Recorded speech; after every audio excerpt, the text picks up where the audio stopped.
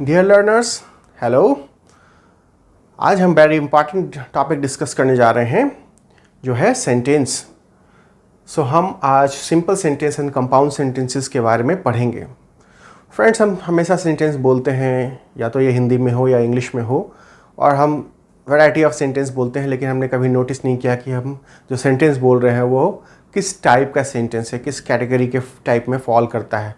लेकिन जब हम एकेडमिक्स में आते हैं तो हमसे सवाल पूछा जाता है इंग्लिश में कि जो दिया हुआ सेंटेंस है, गिवन सेंटेंस है, वो किस टाइप का सेंटेंस है। क्या ये सिंपल सेंटेंस है, क्या ये कंपाउंड सेंटेंस है, क्या ये कॉम्प्लेक्स सेंटेंस है। उसके बाद हमें समझ में नहीं आता है कि हम क्या जवाब दें।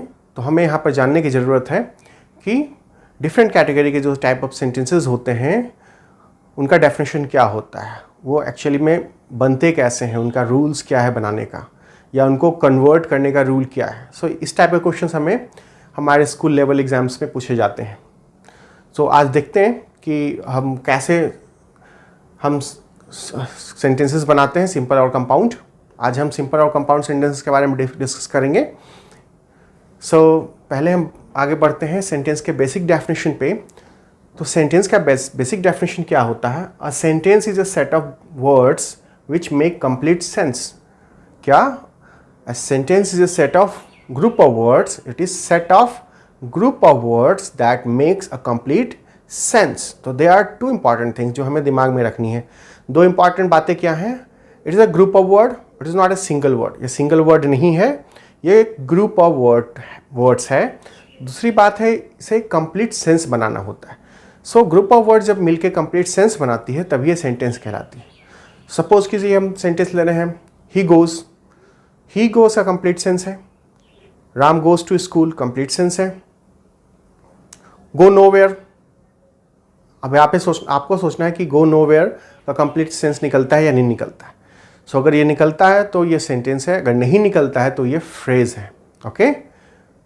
और ग्रुप ऑफ वर्ड जिसका मीनिंग नहीं निकलता है उसको हम फ्रेजेस कहते हैं, उसको हम सेंटेंस नहीं कह सकते।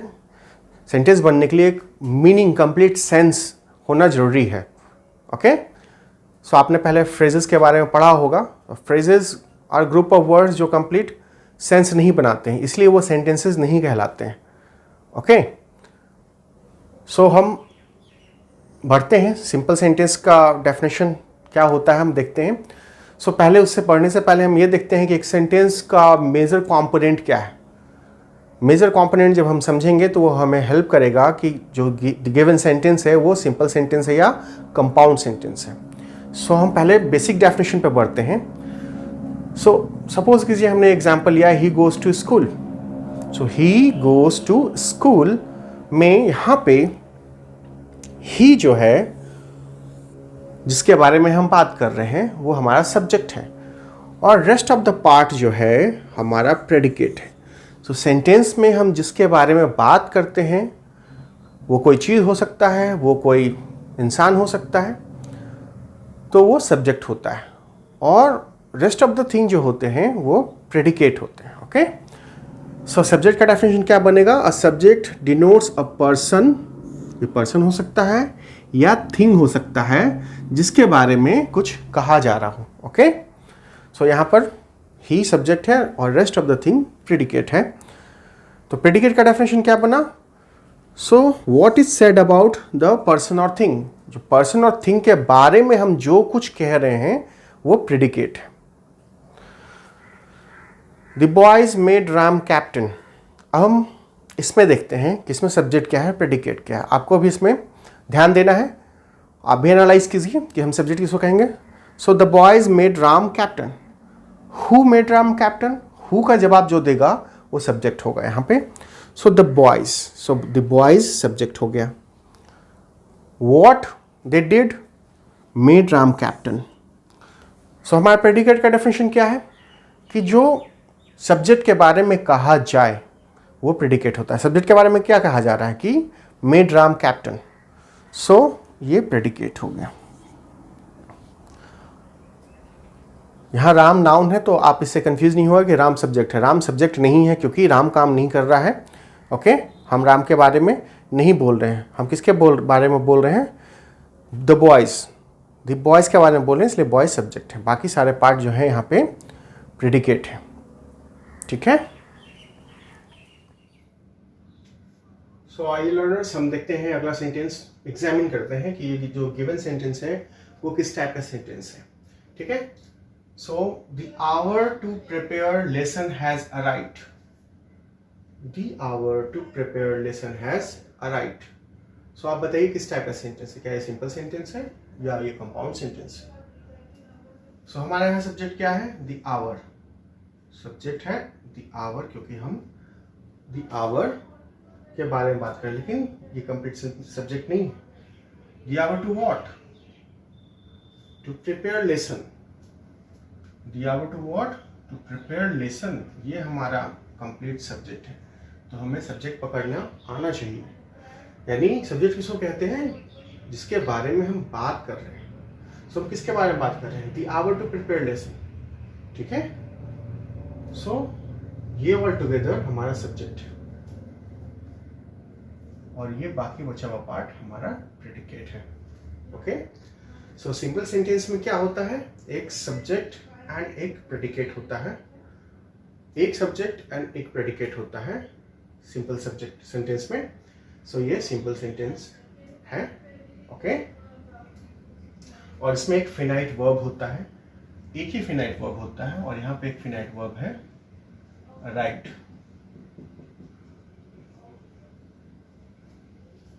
सो सिंपल सेंटेंस की पहचान क्या है, सब्जेक्ट एंड प्रेडिकेट एंड एक फिनाइट वर्ब, सिंपल सेंटेंस। अब हम आगे बढ़ते हैं दूसरी कैटेगरी जो कि कंपाउंड सेंटेंस है। सो इसको हम समझते हैं एग्जाम्पल के थ्रू। So the moon was bright and we could see our way. So यहाँ पर हम फिर से सब्जेक्ट पकड़ने की कोशिश करें, क्योंकि सेंटेंस है तो हाँ सब्जेक्ट होगा ही होगा, प्रेडिकेट होगा ही होगा। तो यहाँ पर क्या है, the moon, what was bright, the moon was bright. तो ये हमारा सब्जेक्ट नंबर 1 हो गया।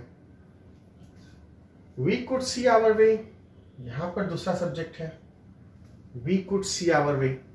सो यहाँ पर 2 सब्जेक्ट है। ठीक है, और ये प्रेडिकेट है, first predicate. We could see our way, predicate number 2 हो गया। ओके, एंड ये दोनों ज्वाइंट है एंड। सो एंड यहाँ क्या है, को ऑर्डिनेटिंग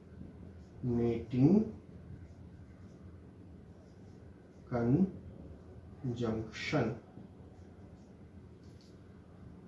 कोऑर्डिनेटिंग कंजंक्शन। अब इन दोनों को हम एनालाइज करें यहां से यहां तक एंड यहां से यहां तक। ओके, इस पार्ट से इस पार्ट तक हम एनालाइज करें तो हम क्या पाते हैं, द मून वॉज ब्राइट। इसका अपना इंडिपेंडेंट सेंस है कि नहीं है, the moon was bright, the moon was bright. Okay, we could see our way, इसका भी अपनी इंडिपेंडेंट मीनिंग है। सो यहाँ पर 2 क्लॉजेस हैं। क्लॉजेस को कहते हैं, क्लॉजेस कहते हैं ग्रुप ऑफ वर्ड्स जो कि अपना कंप्लीट सेंस बनाए। ओके, और उसमें एक सब्जेक्ट एंड एक प्रेडिकेट हो। ठीक है, सो क्लॉजेस होते हैं। So clauses are group of words जिसका अपना एक सब्जेक्ट एंड प्रेडिकेट हो। ठीक है, और एक कंप्लीट अपने आप में सेंस बनाए, वो क्लॉज होता है। सो यहाँ पर क्लॉज नंबर 1 हो गया, क्लॉज नंबर 1 एंड ये क्लॉज नंबर 2। ठीक है, और जब 2 क्लॉजेस या 2 से ज्यादा क्लॉजेस किसी कोऑर्डिनेटिंग कंजंक्शन से जुड़े हों तो वो किस टाइप का सेंटेंस होता है, कंपाउंड सेंटेंस। लेकिन अभी एक क्राइटेरिया और है, अभी कंप्लीट नहीं है हमारा कंपाउंड सेंटेंस का डेफिनेशन, क्योंकि कंपाउंड सेंटेंसेस में हमने तो बता दिया कि 2 क्लॉज या 2 से ज़्यादा क्लॉजेस कोऑर्डिनेटिंग कंजंक्शन से कनेक्टेड हो तो वो कंपाउंड होता है। लेकिन इसमें दोनों जो क्लॉजेस हैं या तीसरा क्लॉज भी है वो इक्वल रैंक के होने चाहिए। इक्वल रैंक का होने का मतलब है वो एक दूसरे के ऊपर डिपेंडेंट नहीं होने चाहिए, इंडिपेंडेंटली उनका एग्जिस्टेंस होना चाहिए। अगर हम इसे इंडिपेंडेंटली बोले द मून वॉज ब्राइट, ठीक है, तो हमें इसको बोलने के लिए इसकी जरूरत नहीं पड़ेगी और इसको बोलने के लिए इसकी जरूरत नहीं पड़ेगी। हम ये बोले कि we could see our way, we could see our way, इसके लिए कोई कंडीशन नहीं है। We could see our way, इसका अपना सेंस निकल रहा है। And the moon was bright, इसका भी अपना सेंस निकला, यानी ये दोनों इंडिपेंडेंटली एग्जिस्ट कर सकते हैं अपने आप में। सो जब ये इंडिपेंडेंटली एग्जिस्ट करते हैं तो ये इक्वल रैंक है, यानी इसमें कोई बड़ा या कोई छोटा रैंक का नहीं है, यानी एक दूसरे के ऊपर कोई डिपेंडेंसी नहीं है। सो इसलिए इंडिपेंडेंट क्लॉजेज हैं, ठीक है। सो जब इंडिपेंडेंट क्लॉजेज हैं तो उसको हम मेन क्लॉज बोलते हैं, मेन क्लॉज या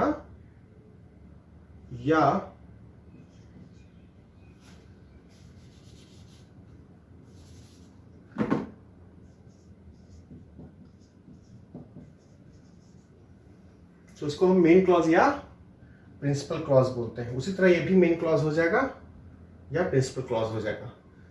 सो अब कंपाउंड सेंटेंस का डेफिनेशन कंप्लीट क्या बना कि उसमें दो या दो से ज्यादा मेन क्लॉजेस हो सकते हैं जो कि कंजंक्शन द्वारा जुड़े होते हैं। सो कोऑर्डिनेटिंग कंजंक्शन कौन कौन से होते हैं? सो मैं यहां नाम लिख दूं कोऑर्डिनेटिंग कंजंक्शन का।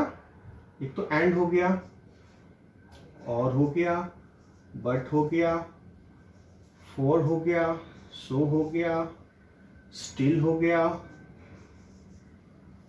सो ये सारे कंजंक्शन जो दो इंडिपेंडेंट क्लॉजेस को जोड़ते हैं, इसमें और भी कंजंक्शन कैटेगरी है, और इसमें और भी सारे कंजंक्शन हैं जो कि हमें कंपाउंड सेंटेंस में हम यूज करते हैं, ठीक है। तो अभी मैंने फिलहाल इतना लिख दिया है, एंड, और, बट, फॉर, सो, स्टिल, ये सारे कंजंक्शन है जो कि एक कंपाउंड सेंटेंस को बनाने में यूज होते हैं, ठीक है।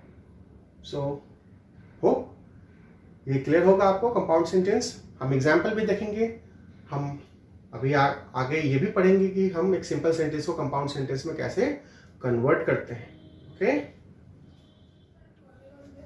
सो लेट्स, चलिए हम अब आगे बढ़ते हैं, conversion of simple sentences into compound sentence. तो हम सिंपल सेंटेंस को कंपाउंड सेंटेंस में कैसे कन्वर्ट करते हैं। सो क्वाइट इजी है, चलिए देखते हैं एग्जाम्पल के थ्रू। सो मैंने यहाँ पर सिंपल सेंटेंस लिखे हैं, besides being intelligent she is diligent also, ठीक है। ये सिंपल सेंटेंस है, क्यों? क्योंकि यहाँ पर कोई कोऑर्डिनेटिंग कंजंक्शन नहीं है।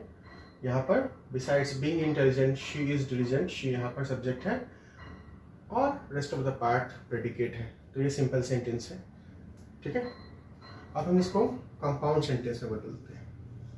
सो कंपाउंड सेंटेंस में क्या होना चाहिए? दो क्लॉजेस होने चाहिए या दो से ज़्यादा क्लॉजेस होने चाहिए अगर पॉसिबल है तो, और कोऑर्डिनेटिंग कंजंक्शन से कनेक्टेड होना चाहिए, ठीक है। तो हमें कोऑर्डिनेटिंग कंजंक्शन का यूज करना है, ठीक है। तो हमने क्या किया, यहाँ पर हमने सब्जेक्ट को पिक कर दिया, यहाँ पर शी, हमारा हेल्पिंग वर्ब है is, she is not only. अब हम ये कंजंक्शन यूज कर रहे हैं, शी इज नॉट ओनली, ठीक है, क्या? Intelligent. So intelligent but also diligent.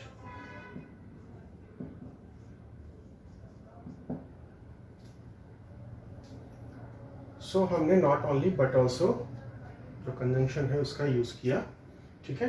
So she is not only intelligent but also diligent. So यहाँ पर हमारा दो क्लॉजेस हो गया, she is not only intelligent but also diligent, ठीक है। तो हमारा यहाँ पर कंपाउंड सेंटेंस में हमने कन्वर्ट कर दिया। हम आगे बढ़ते हैं। He must practice hard to win the race, he must practice hard to win the race. So हम इसको कंपाउंड सेंटेंस में कन्वर्ट करते हैं। ये हमारा सब्जेक्ट है, ठीक है। सो ही मस्ट प्रैक्टिस हार्ड और he will not win the race। सो यहाँ पर हमने ऑल कोऑर्डिनेटिंग कंजंक्शन लगाया। सो he must practice hard, he will not win the race, okay। So he must practice hard or he will not win the race, ठीक है। Next पढ़ते हैं। In spite of his sickness, he attended the meeting। So compound कैसे बनेगा? ही subject हमने उठाया, he was sick, he was sick. हम still लगा सकते हैं, still he attended the meeting. तो हमने यहाँ स्टिल कोऑर्डिनेटिव कंजंक्शन लगाया, तो he was sick, he attended the meeting, ये दोनों इंडिपेंडेंट क्लॉजेज हो गए।